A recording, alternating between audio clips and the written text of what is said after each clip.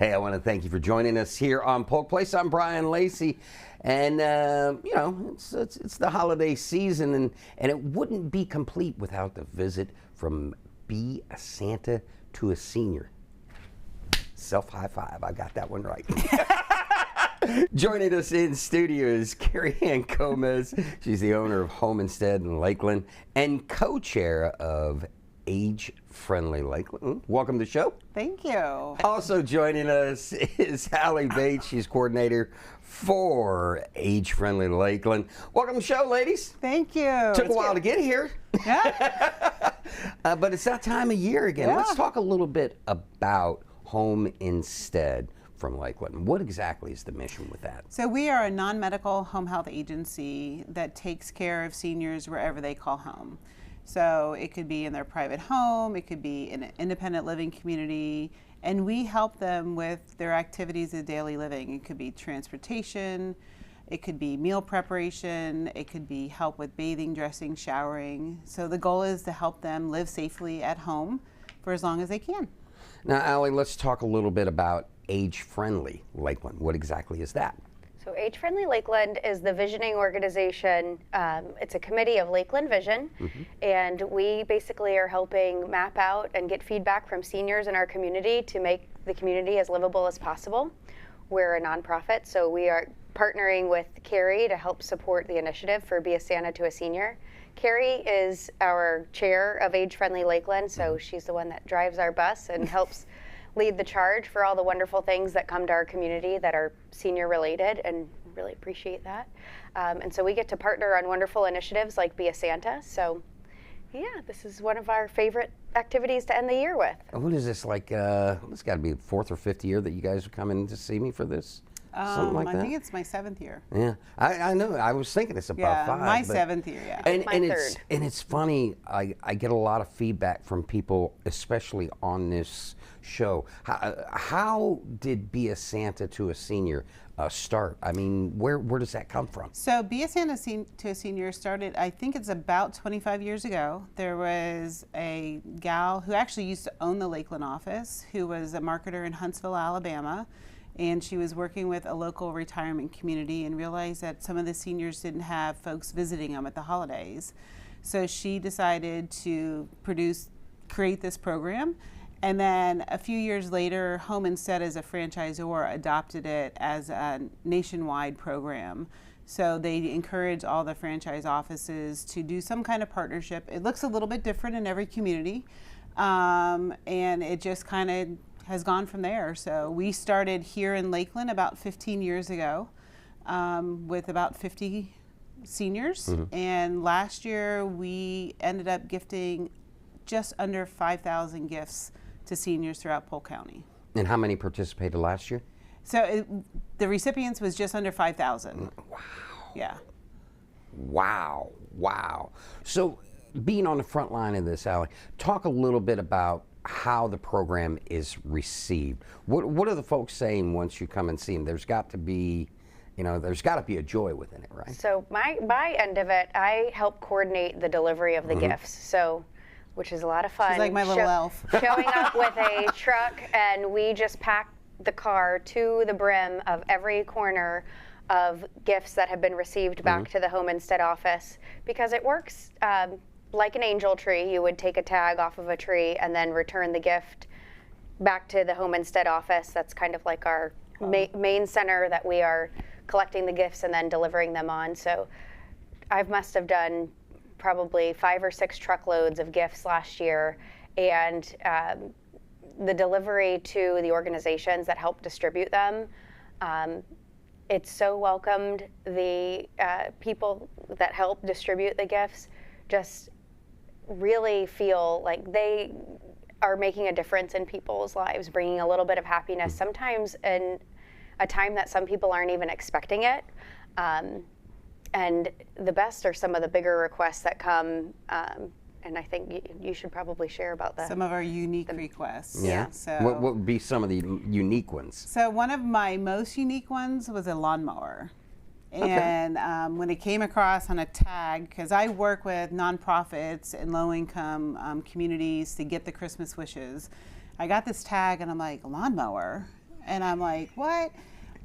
So there was a gentleman in Winter Haven who had kids from the local high school come cut his grass, but they had to bring their own lawnmower to do it. So he wanted to surprise the kids with a lawnmower, so they didn't have to haul theirs back and forth anymore. So that was pretty cool. We worked with the local business to get that donated.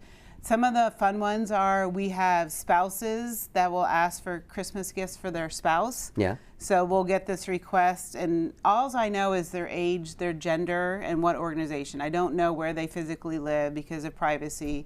And I'll be like, why is this male asking for this? But they're asking. And then you match it up. Yeah, so they're asking for Christmas gifts for their spouse that they may not be able to go out and do on their own. So it's funny, usually the spouses are asking for gifts for each other. Another unique one was beds. We had a couple in Lakeland. They live on the north side of town. I remember it distinctly because they have a purple mobile home, and they asked for beds, and we actually worked with the local Rooms to Go warehouse to get the beds. My husband and I delivered them, and we walked in, and it was an 87-year-old couple that were sleeping on pool floats. Wow. So on Christmas Eve, we had the honor of setting up 2 brand new beds with all new bedding, and I still remember the hug that I received from the spouse, and she said, this will be my first, hopefully, good night's sleep in a long time, but the start of many, many more. So those are things, most of us take for granted. Now, those are bigger gifts. A lot of them are very humble. They're blankets, they're bath towels, their shampoo, I remember that story from last year. Food. Very simple things. Very simple request. So, Allie, since you have the props, where can you both have props. Where can we find the trees? Where can we find the list of what's needed? So these will be on trees at designated locations. The list of the locations are going to be on our Facebook page, which is Be a Santa to a Senior Lakeland. And if you happen to visit any of the locations, Abuelo's is on there. There's various locations across Lakeland that you could stop by and grab a tag. But the tags, and you can look at the tag to peek to see what's on there, and it will have the address of where it will need to be turned into, which is back at home instead. And the deadline for that is going to be December 12th.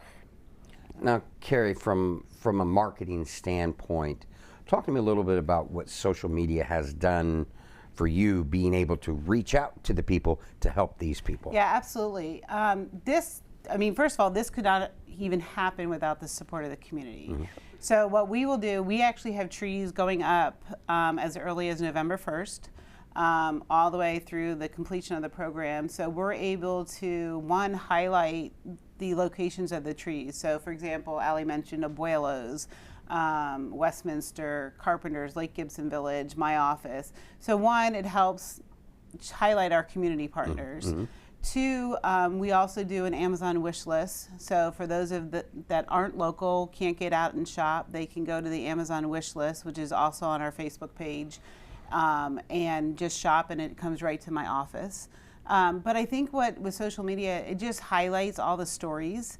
I know a lot of times on social media we see the negative and the bad stuff, but we try to highlight, one, the location, two, the wishes, and then once the gifts start going out to the seniors, we do get some of that shared back with us. We don't get to see all 5,000 of them opening their gifts, but we do see the impact it makes. I mean, there's some local nursing homes in the area. So Valencia Hills is I think it's still the 4th largest nursing home in Polk County. So there's over 200 residents that each one of those residents will get a gift through this program that may not get anything otherwise. Was it you that told the story of a couple Amazon trucks lined up? So the year of 2020. I love this story. Yeah, the year of 2020 was our launch of the Amazon wish list. Obviously, the world was much different then, and everything was pretty much coming through Amazon. And literally one day, 3 Amazon trucks came. And they unloaded those big, I call them laundry carts. Yeah. Just kept rolling them into my office. And I just sat there going, Oh, I mean, it was a blessing, don't get me wrong, but the Amazon guys and UPS love us at this time because they are at our office every day delivering stuff. And again, it's a blessing. And no organization is too big or too small to participate. We have some groups that will do a blanket drive.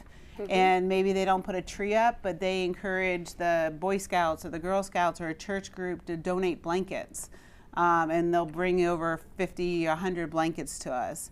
So there's lots of ways to participate if someone wants to. And obviously, we're grateful for money, too. So that works. That always works. Because there's always last-minute items that don't get fulfilled, and we're going out and fulfilling them. And then the other blessing is we've always been over blessed with items. So we will take those, whatever might be left over, and make sure that they get into great hands as well. Now, Allie, Kari said something about the community partners, the bigger names, the corporations that might get behind you. You also need those single individuals that can offer up, hey, just pulling that off a tree. Talk about the importance and inspire them to get involved. So you would be surprised at the amount of manpower that is needed to even pull this off. So especially at crunch time, all of these tags are assigned to an individual. So, even people to be able to volunteer their time and sort gifts and make sure that everything that is wished for is in the correct bags, that all takes volunteers from the community. So if there's somebody that would like to step up and volunteer and pitch in, we'd be happy to have some more hands on deck. As far as individual volunteers for helping us raise money and cash donations, I actually have been the person at the end of the season to go out and go shopping for the last minute items.